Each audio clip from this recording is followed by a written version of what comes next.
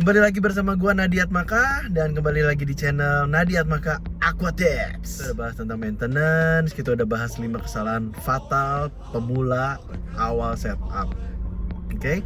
Nah, hari ini gua akan bahas kesalahan para pemula dalam membeli ikan hias dan memasukkannya atau menggabungkan ikan-ikan hias di dalam akuarium ataupun juga aquascape kita.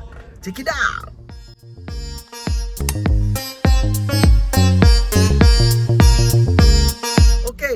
Secara klasifikasi ikan itu dibagi 3. Ada ikan agresif banget atau agresif lah ya, dibilangnya ikan agresif atau ikan predator. Lalu semi agresif, lalu ada ikan tidak agresif. Oke. Nah, ikan-ikan agresif ini sebenarnya definisi agresif itu apa sih? Gitu kan. Definisi agresif adalah ikan yang dapat menyerang ikan lainnya, bahkan secara aktif mengejar, menyerang sirip dan ekor. Bahkan bisa sampai memangsa ikan lainnya sebagai makanannya mereka. Ini ikan. Jadi kalau contoh ikan predator ya, yang teman-teman sering lihat ada arwana, itu bagian ikan agresif dan juga predator. Coba dimasukin ikan-ikan kecil, ikan-ikan mas, habis semuanya dimakan. Oke? Nah, contoh ikan-ikan agresif apa aja sih yang jarang diketahui orang? Cantik, menawan, namun jarang diketahui orang. Tapi kalau ikan agresif yang jelas-jelas agresif kan teman-teman pasti tahu lah ya, lihat dari bentuknya, dari mukanya, piranha, udah tahu lah ini agresif banget, predator banget. Jangan digabungin sama ikan apa ya? Ikan cupang, ikan cupangnya mati. Oke, tapi ada ikan-ikan cantik, ikan-ikan lucu yang ternyata dia masuk ke dalam kategori ikan agresif. Juga bisa dijadikan ikan predator, bagi ikan yang lebih kecilnya. Tapi saya nggak bahas di sisi predator, saya bahas dari sisi agresif. Nah, contoh-contoh ikan agresif yang cantik, lucu, dijual di pasaran dan seringkali kita salah adalah, yang paling pertama adalah cichlid africa. Cichlid africa tuh seperti ikan dogtooth, johani. Nah, itu adalah ikan-ikan cichlid yang cantik namun juga sebenarnya agresif. Tapi sih kita sering kali salah karena warna-warnanya yang cantik kita gabungin jadiin satu sama ikan-ikan cantik kita lainnya yang justru tidak agresif. Dan yang alhasil terjadi adalah ikan yang tidak agresif mati. Lalu yang kesalahan kedua adalah orang memasukkan ikan redfin shark. Nah, ini contohnya. Nah, ini adalah ikan redfin shark. Cantik, lucu, menawan, tapi ini masuk ke dalam kategori ikan agresif. Biasanya dia paling sering ngejar-ngejar, lalu gigit sirip, die. Lalu ikan yang berikutnya adalah rainbow shark. Nah, ini rainbow shark seperti ini gambarnya. Nah, ini rainbow shark. Rainbow shark juga sama seperti redfin shark. Mereka adalah saudara seiman, ya. Sama kok. Ini masuk kategori ikan agresif. Dan yang ketiga adalah kesalahan yang ini juga bukan yang ketiga, sorry, yang keempat adalah ikan tiger barb. Nah, ini tiger barb. Oke. Tiger barb juga menawan, lucu, ikan dari Sumatera ini gemes, tapi kalau dimasukin sama ikan-ikan lain juga ikan lain biasanya mati. Mereka kejar-kejar, gigit sirip, nyerang, attack, buntut, mati. Percayalah, jangan lakukan itu saudara-saudara. Tiga adalah pea puffer atau buntal mini. Ini gue juga hampir salah karena bentuknya lucu. Ikan buntal ini kan ikan buntal lucu ya, kalau dikagetin gitu mereka bisa gitu. Tapi ternyata ini kecil-kecil cabai rawit guys. Sama seperti buntal yang besarnya, buntal yang kecil juga sama, nggak kehilangan insting berburunya. Jadi ini sangat mematikan bagi ikan lain secara aktif ngejar. Oke, jadi sekarang gimana sih tipsnya pelihara ikan yang agresif? Nah, tips bukannya berarti teman-teman nggak bisa pelihara ikan agresif ya. Tips pelihara ikan agresif adalah yang paling pertama, teman-teman harus gabungin dengan ikan sejenis atau ikan satu ras.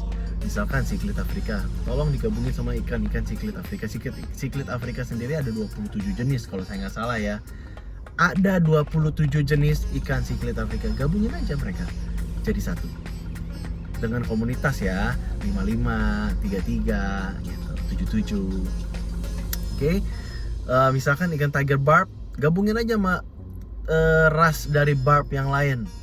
gitu. Biasanya itu cenderung aman. Lalu pelihara dengan memberikan tempat-tempat bersembunyi yang terbuat dari batu atau akar pohon. Kenapa dibilangnya terbuat dari batu dan akar pohon? Karena ikan-ikan agresif nggak cocok kalau dikasih tumbuhan-tumbuhan, karena ngerusak. Biasanya tumbuhan-tumbuhan ini diacak-acak lah, digigit lah, dicabut-cabut. Ya gimana sih kalau ada orang yang atau anak yang aktif kan, ya gitu ya. Ada anak hiperaktif, nah mungkin ini lebih ke ikan hiperaktif gitu loh. Dibilangnya agresif. Jadi jangan dipakai, kalau bisa jangan pakai tumbuh-tumbuhan, ngerusak nanti dia. Pakai aja batu-batu, akar-akar pohon untuk tempat-tempat bersembunyi gitu.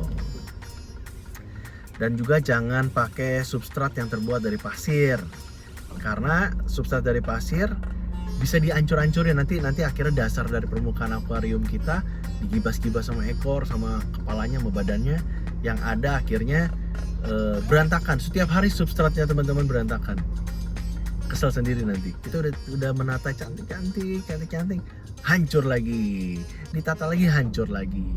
Jadi pakai batuan-batuan aja yang keras, atau kalau mau dibuat jadiin dasar ya pakai batuan-batuan kecil-kecil tapi yang keras lah gitu ya. Nah, karena ikan jenis ini juga mampu menghancurkan segala macam bentuk susunan. Makanya kalau bisa susunan-susunan hiasan di dalam akuarium juga sama. Walaupun dibilang pakai batu dan akar, pakai batu yang besar dan keras dan berat. Akar juga gitu, jangan pakai akar yang kecil-kecil, nanti pindah-pindah akarnya. Oke? Lalu di dalam satu akuarium kasih space yang cukup luas supaya ikan tidak sering berbenturan gitu loh, supaya ada kebebasan dalam berenang. Jadi kita taruh, kan kita udah taruh nih akuarium ini, misalkan kapasitas akuarium kita bisa menampung anggaplah 15 ekor ikan. Nah, karena teman-teman kasih substrat, kasih hiasan batu-batu, jangan lagi dimaksimalkan 15 ikan. Ya minimal atau maksimal teman-teman kasih 10 ekor atau jadi 7 ekor, supaya mereka bergerak secara bebas leluasa, memperkecil kemungkinan mereka untuk fighting satu sama lain gitu.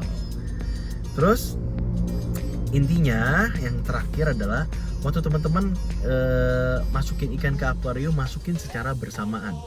Tujuannya adalah jadi menghilangkan area teritorial. Kalau si ikan yang lama nih, masuk 5 ikan pertama masuk ke dalam akuarium, 5 ikan utama ini akan merasa pemilik wilayah, dan mereka akan menemukan titik-titik area teritorial di ujung kiri, ujung kanan, kanan bawah, kanan atas, di bawah batu. Nah, mereka akan jadi pemilik atau menjadi pemimpin area teritorial. Waktu teman-teman masukin lagi 5 ekor ikan yang baru, 5 ekor ikan yang baru dianggap sebagai pendatang atau minoritas, mereka bisa nyerang, diserang habis-habisan gitu. Jadi masukin ikan secara bersamaan, tapi kalau terpaksa, memang kalau terpaksa ya balik lagi, kalau terpaksa masukinnya juga jangan tiba-tiba. Nantilah kita buatlah bagaimana cara memasukkan ikan ke dalam akuarium, ikan-ikan yang menyusul masukannya ya. Oke, itu untuk video kali ini hanya membahas kategori ikan agresif. Nanti di video berikutnya kita bahas lagi video tentang ikan semi agresif. Yang ketiga adalah ikan yang tidak agresif. Kita bikin nanti semuanya. Oke? Ciao.